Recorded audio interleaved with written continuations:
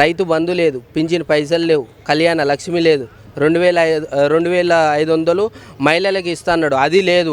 Gas cylinder 500కి ఇస్తున్నాడు, అది లేదు. మహిళలకి చదువుకున్న వాళ్ళకి ఏమి ఇస్తున్నాడు అంటే ఈయన స్కూటీలు ఇస్తున్నాడు. ఏవి స్కూటీలు? మళ్ళీ 500 గ్యాస్ సిలిండర్ ఎక్కడ పోయింది? మళ్ళీ ఇవన్నీ లేకుండా పండుగ ఎట్లా చేసుకుంటారు ఈ కాంగ్రెస్ నాయకులు? ఇవన్నీ ఇవ్వకుండా ఎందుకు చేస్తున్నారు పండుగ? ఇవన్నీ ఇచ్చి పండుగ చేసుకో. మళ్ళీ ఇవన్నీ ఇవ్వకుండా పండుగ ఏం పండుగ? ఎవరి పండుగ ఎవరికి చేస్తున్నారు? దేనికి పండుగ? వాళ్ళు చేసుకుంటే పండుగ అయిపోతుందా? లోకం అంతా ఏమంటుంది? లోకంలో ఏం జరుగుతుంది? ప్రజల్లో ఏముంది? ఏంటి గురించి పండుగ చేసుకుంటారు? ప్రజలు ఏమంటుండ్రు?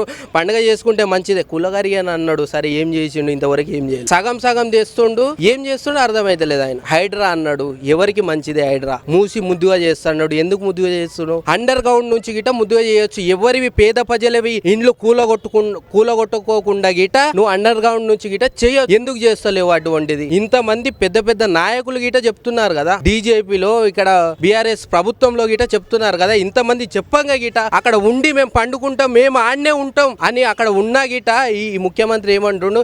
ఎవడు అడ్డొచ్చినా సరే నేను అన్ని కూలగొడతాను అంటుండు. పేద ప్రజలు ఉసురు పోసుకున్నట్లు కాదా? ఇటువంటి రాజకీయమా? ఇటువంటి రాజకీయంలో మళ్ళీ పండుగ చేసుకుంటారా వీళ్ళు? ఇటువంటి రాజకీయంలో మళ్ళీ పండుగ చేసుకుంటారు. ఇంత సిగ్గుండాలే వీళ్ళకి. పండుగ చేసుకుంటాం అని చెప్తున్నారు. మళ్ళీ ఇప్పుడు మహిళలకు ఆర్టీసీలో ఉచిత ప్రయాణం ఇచ్చారు కదా. అవునన్నా, మొన్ననే పెళ్లి చేసుకున్నా నేను. మా భార్య ఏమంటుంది? శ్రీశైలం పోదాం, యాదగిరి గుట్ట పోదాం, తెలంగాణ ఎంత అయితే ఉందో మొత్తం తిరుగుదాం, అంచు తిరుగుదాం, బస్సు ఫ్రీ కదా అంటుంది.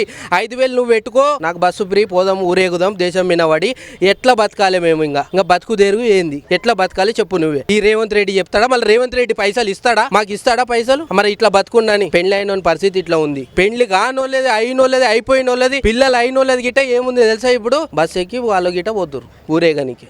మళ్ళీ వాడు వండుకోవాలా, తినాలా, ఏంది వాని పరిస్థితి? వాడు బట్టలు ఉతుకోవాలా, ఎట్లా వాని పరిస్థితి? ఇటువంటి పథకాలు ఎవడు పెట్టమన్నాడు? ఉప్పు పప్పులు ఫ్రీ ఇయ్యి, నిన్ను పేద ప్రజలు నెత్తిన పెట్టుకుని ఆదరిస్తుండే. అటువంటిది ఇవ్వకుండా బస్సు ఫ్రీ పెట్టిండి. ఈయన ఎవరికి కావాలి బస్సు ఫ్రీ? దేశం మీద పడి తెలంగాణ ఎంత ఉందో అంత తిరగమని భార్యలు అంటుండ్రు. వాళ్ళు గిట్ట మహిళలే అన్నారు. మహిళలు ఏమన్నారు తెలుసా? బస్సు ఫ్రీ లోకం అడగలే, నిన్ను పెట్టమని చెప్పలే. మరి ఎందుకు పెట్టిండు? ఎవరు పెట్టమన్నారు? ఆటో వాళ్ళ పొట్ట మీద కొట్టిండు కదా బస్సులో ఫ్రీ పెట్టి. ఎవరికి లాభం బస్సులు ఫ్రీ? ఎవరికి లాభం? నాకిట అక్క చెల్లెళ్ళు ఉన్నారు, కాదంటలేను. దానివల్ల ఉపయోగం ఉంటే పెట్టనుంటివి, దానివల్ల ఉపయోగమే లేదు. కోట్లు నెలకి కోట్లు కడుతుండ్రు దానికి. ఇప్పుడు ఎట్లా ఉందంటే ఈయనది నేను చెప్పినట్లే నడవాలి తెలంగాణలో. రేవంత్ రెడ్డి ఏ చెప్తే అది నడవాలి అన్నట్టు. అట్లా నడవనికే ఈడ లేదు, ఎవరు నడుచుకోరు. ఈడ నువ్వు చెప్తే వినేటోళ్ళు ఎవరు లేరు. ఇక్కడ తెలంగాణలో మేము నువ్వు చెప్పినట్లు నడవమంటే నువ్వు డీజిల్ ఆటోలు, పెట్రోల్ ఆటోలు తీసేసి నేను అవుట్ ఆఫ్ ప్లేస్ అక్కడైతే మంచిగా ఉంటుంది, మంచిగా చేసుకోవచ్చు, మీరు మంచిగా బతకొచ్చు అని అంటుండు. కానీ అది జరగదు. ఎక్కడ ఉండేవాళ్ళు అక్కడనే ఉంటారు. నువ్వు ఆడికి పో అంటే నేనేం పోను వాడికి. నేను ఈడ ఉండాలనుకుంటే ఈయనే ఉంటా. కానీ ఇటువంటి ప్రభుత్వాన్ని నేను ఎప్పుడు చూడలే అన్న. మరి ఏంటికి పండుగ చేసుకుంటుండు? ఒక అర్థం ఉందా మీ పండుగకి? సంవత్సరం అయింది, మీ పండుగకి ఏమైనా అర్థం ఉందా చేయడానికి? ఈ పండుగకి ఒక మంచి చేసినాం మేము అని అర్థం ఉందా? ఈ ప్రభుత్వం ఏం చేసిందని? డెవలప్మెంట్స్ ఎవరికి చేసిందన్న? ఇక్కడ ఎవరికి రుణమాఫీ కాలే. ఎవరికో నువ్వు 10 మందికో ఎవరికో చేసి అన్నీ నువ్వు ఆఫ్ చేస్తే ఎట్లా? దేశమంతా డప్పు కొడతా అంటే ఎట్లా? నువ్వు 10 మందికో ఏమో రుణమాఫీ చేసి నువ్వు దేశమంతా నేను డప్పు కొడతా అంటే ఈడ వినేటోళ్ళు పిచ్చోళ్ళు అనుకుంటాను. ఎట్లా అంటే అట్లా చెప్తే ఎవ్వరికి ఏం చేయలే అన్న. ఈయన చెప్పి ఒట్టిదే అన్నీ. నువ్వు పంట నీళ్ళే లేవు, పంటలు వండినాయి అంటుండే ఈ ముఖ్యమంత్రి. నీళ్ళు లేని పంట ఏడికెళ్ళి వండుతుంది? అప్పటి ప్రభుత్వం కంటే ఎక్కువ వండిందని ఈయన అంటుండు. మళ్ళీ నీళ్ళు లేని పంట ఎట్లా వండింది నాకు అర్థం కాదు. ఏడు నుంచి కొనుక్కొచ్చిండి అన్న? మళ్ళా మేము 500 బోనస్ ఇచ్చి మళ్ళీ కొనుక్కున్నామన్నాడు. ఇంకా ధర్నాలు చేస్తుండ్రు రైతులాడా. ధర్నాలు చేస్తుండే గిట్ట ఈయన కనిపిస్తుంది కదా కళ్ళకి. ఇష్టం వచ్చినట్లు చేస్తుండు ఈయన ప్రజాపాలనలా. రైతుల పండుగ కూడా చేశారు, చేసిండ్రు, పైసలు ఇచ్చి తెచ్చిర్రు రైతులని. అంతో ఇంతో ఇచ్చి తెచ్చుకున్నాడు. రాండి నాయన మా పార్టీలో ఉన్నానని బతిమలాడుకొని తెచ్చుకున్నాడు. ఇష్టపూర్తిగా అంటే కేసీఆర్ మీటింగ్ పెడితే అట్లా ఉరికొస్తారు అంతే. పైసల సమస్య కాదు. కేసీఆర్ మీటింగ్ పెడితే ఉరికొస్తారు. కేసీఆర్ని ఎందుకు తలుస్తుండ్రు ఇప్పుడు?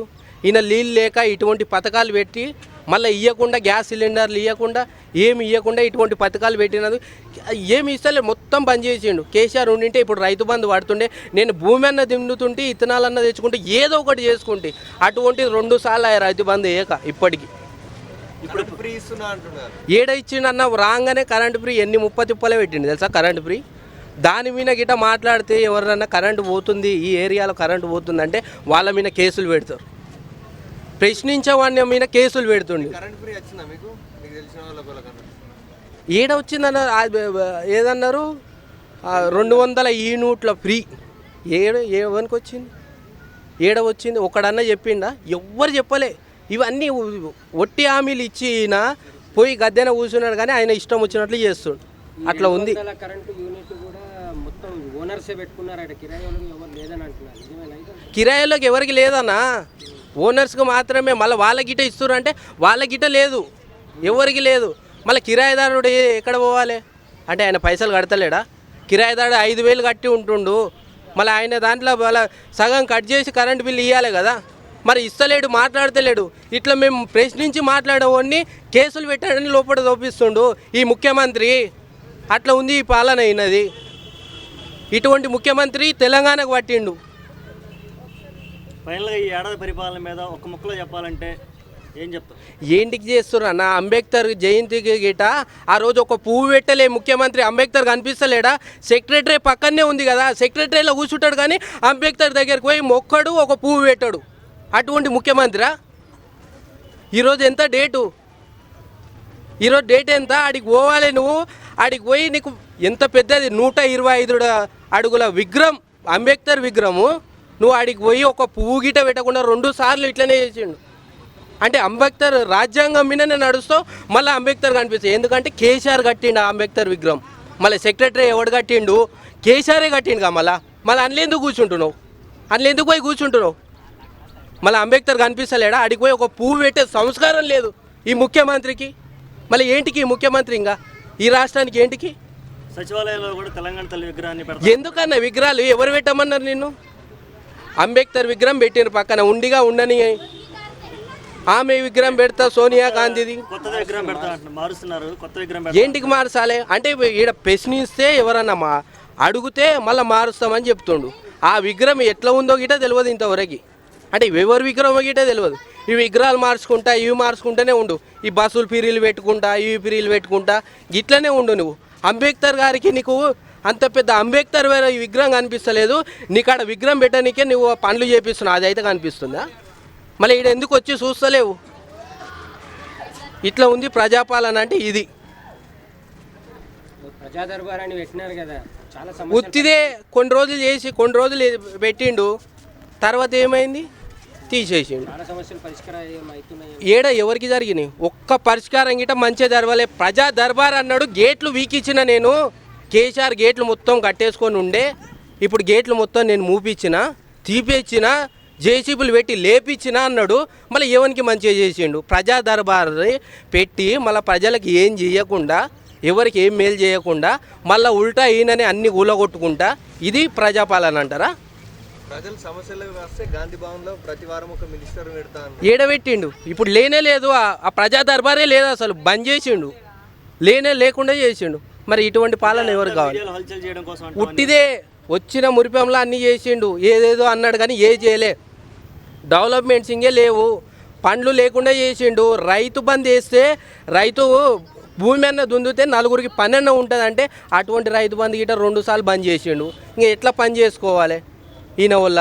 ఇప్పుడు సంవత్సరం అవుతుంది, 6 మంత్రి పదవులు ఖాళీ ఉన్నాయి. మెయిన్గా విద్యాశాఖ మంత్రి, మనకు హోంశాఖ మంత్రి ఖాళీ ఉంది. అసలు ఫిలప్ చేస్తాడా అలానే ఉంటుందా? ఇక వాళ్ళకి నచ్చినట్లు చేస్తారు. ఈ వీళ్ళ పాలనలో ఎవరికి ఇవ్వాలి ఏంది అని మొన్ననే ఒక ఆయన పోతున్నా అన్నాడు.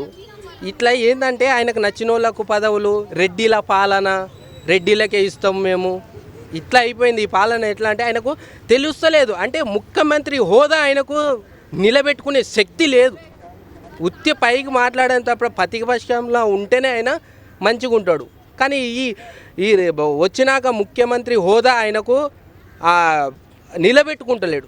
దాన్ని అంత మాట్లాడే శక్తి గిట వస్తలేదు. ఎందుకంటే మాట్లాడితే ఏమంటుండు?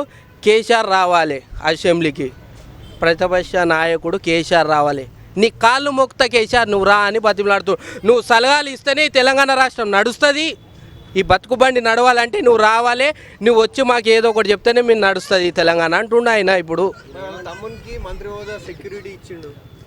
ఇదే కదా వాళ్ళకే ఇచ్చుకుంటారు, వాళ్ళకే అంతా వాళ్ళే. రెడ్డిల పాలననే మొత్తం ఇది, ఎవరిది లేదు. అప్పులు తెచ్చిపెట్టిండు, కుప్పలన్న అప్పు చెప్పరాదు. ఎవ్వరికి పేద ప్రజలకి మేలు జరగలే కానీ ఆయన పూర్తి అప్పులు తెచ్చుకుంటుండు. వాళ్ళే పార్టీలు పెట్టుకుంటుండు, వాళ్ళే ఏంటిది విగ్రహాలు పెడుతుండు, వాళ్ళే పార్టీలు మీటింగ్లు గివే పెట్టుకుంటుండు. అంటే పేద ప్రజలకు రుణమాఫీ కాదు కదా, ఎవ్వరికి ఒక రూపాయి గిట చక్కగా చేయలే. 10 సంవత్సరాలు నేనే ఉంటానని కూడా ప్రకటించినాడు. ఈ 5 సంవత్సరాలు ఏడా ఇప్పుడే లేడు, ఇప్పుడే కేసీఆర్ని తలుస్తుండు. నువ్వు రా అని ఆయననే చెప్తుండు కదా, నీ వస్తేనే ఈ తెలంగాణ నడుస్తుందయా, నువ్వు రాకపోతే నువ్వు నడవదు అని ఎన్నిసార్లు చెప్తుండు. ఎన్నిసార్లు అంటే అన్నిసార్లు గుర్తు చేస్తుండు. ముఖ్యమంత్రి ఏమంటుండే అంటే కేసీఆర్ పేరు ఇక మర్చిపోతాం, అసలు ఆయన పేరే ఆయననే అంటుండు కదా, మళ్ళీ ఆయననే ఎందుకు అంటుండు? కేసీఆర్ గుండెల్లో, ఆయన గుండెల్లో ఉన్నాడు. కేసీఆర్ రేవంత్ రెడ్డి గుండెల్లో ఉన్నాడు కదా, అందు గురించి అడుగుతుండు. రా అయ్యా నువ్వు రా అని ఇన్ని మాటలు అడుగుతుండు.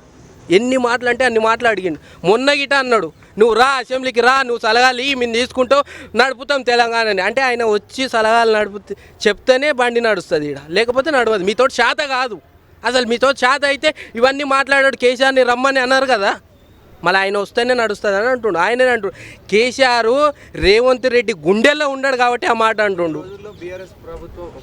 బీఆర్ఎస్ పార్టీ భూస్థాపితం అవుతుంది. మరి ఆయటోని నువ్వు ఎందుకు ఎత్తుతున్నావు? మళ్ళీ ఆయన పేరు ఎందుకు ఎత్తుతున్నావు? భూస్థాపితం అయితే మళ్ళీ ఆయన పేరు కేసీఆర్ పేరు ఎందుకు ఎత్తున్నావు? కొన్ని రోజులు అయితే ఎవరి పార్టీ భూస్థాపితం అయితే తెలుస్తుంది.